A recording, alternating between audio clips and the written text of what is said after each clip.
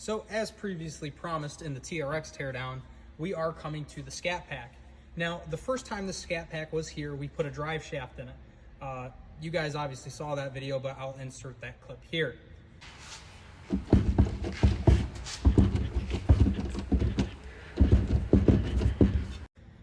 Now, the car has come back again. The reason that the car has come back is because of an air-fuel ratio imbalance. First, it was an inspection, but he wanted us to figure out this code so that way it would pass inspection. So, after further diagnostics, we found that after a compression test, cylinder number 5, which is the cylinder that was misfiring the first time it was here, does in fact have 210 psi of compression, whereas the rest of the cylinders are at 180. Now, you might be asking to yourself, if it has 210 psi when you do a compression test, how does it misfire? The reason that this cylinder in particular is misfiring is because the exhaust lifter has decided that it was going to stop working.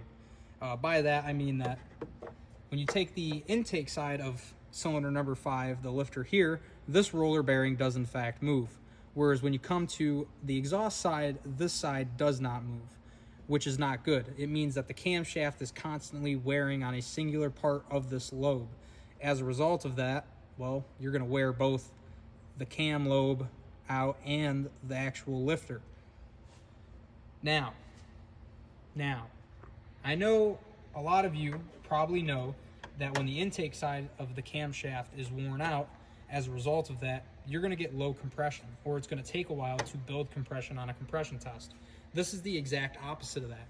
When the exhaust side wears out, you get higher compression numbers than the rest of the cylinders just because the exhaust valve is not opening enough to bleed off all of the compression. And as a result of that, obviously you both get a misfire and a higher compression reading. Obviously there are some noises that went along with this car, which resulted in the teardown of the car, including the cylinder head and pulling these the actual lifters out, which, is going to result in a new camshaft and a new set of lifters. Now, I have the borescope down the exhaust side on cylinder number 7, and as you guys can see, even though there's a shit ton of glare on it, that there is delamination on the actual cam lobe. Let me try to get a better, there. It's about as good as we're gonna get. But you can see on the left side of the cam lobe there that there is severe delamination of it. And this isn't even the lifter that failed.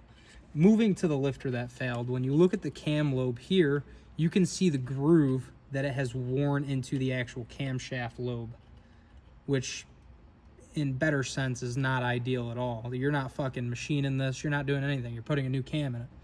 And when you go to the actual intake side of cylinder number 5, you again can see the temperature difference and the actual coloration on the camshaft lobe from the failing lifters. So this is one thing to look out for on any single cam pushrod engine. Now, across the board, whether you buy, Dodge, GM, whatever it may be, single cam pushrod engines that use roller bearings on their hydraulic lifters all fail this exact same way. This roller bearing 9 times out of 10 is always the failure point of the camshaft. It's never the camshaft failing, it's always this failing the camshaft. And as a result of that, it takes the cam lobe out. Now, if you catch it early, chances are there's still damage and you're still going to put a cam in. So regardless of what you are planning on doing, I would be gearing up to put a cam and lifters in your vehicle. Now, the reason I didn't mention Ford is because Ford uses, single overhead cams and dual overhead cams on a lot of their modern vehicles.